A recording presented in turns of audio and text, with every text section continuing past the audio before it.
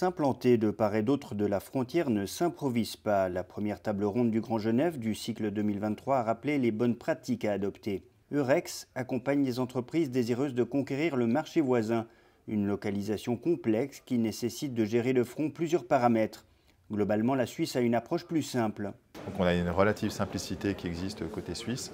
Maintenant, on a une culture différente, une réglementation différente qu'il faut appréhender de toute façon.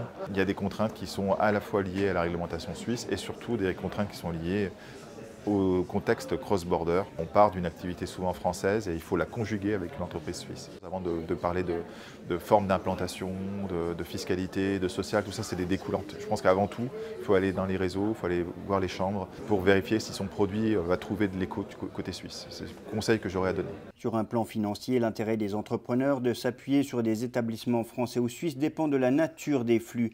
Depuis 2014, la Banque du Léman gère justement à partir de Genève ce type d'échange.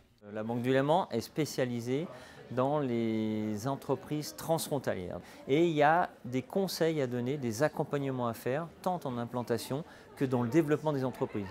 Développement par le financement, par la gestion des flux de devises. C'est un marché qui est radicalement différent à pas mal d'égards.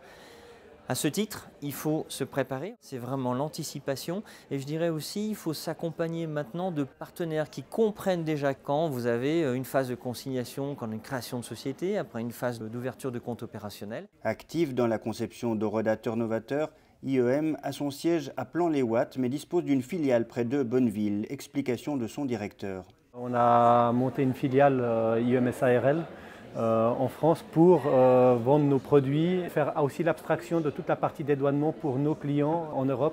Au début, on a commencé avec une fiduciaire et une SARL et toute la partie administrative se faisait à Genève. On a mis du personnel, donc on a aujourd'hui une dizaine de personnes sur la France qui s'occupent des ventes, du service après-vente, service technique, installation. Puis c'est peut-être un conseil qu'on peut passer, c'est compliqué de faire tout juste au début et même si on ne fait pas juste, on a le temps de s'améliorer et de s'adapter ensuite. A l'inverse, la société d'artisanat Forge & Design a développé sa production à La Roche-sur-Foron mais a créé une structure à Chênebourg afin de se rapprocher de sa clientèle suisse. Donc en 2015, on a décidé un peu de structurer tout ça et on a créé une société, une SARL, en Suisse, puisqu'on a quand même une production en France qu'on doit passer en douane, donc on conserve les complications pour l'instant. L'objectif, c'était davantage de nous rapprocher du marché, c'est-à-dire d'offrir à nos clients une sécurisation, tant en termes juridiques qu'en termes d'assurance, et puis également d'intégrer progressivement des ressources en Suisse, pas simplement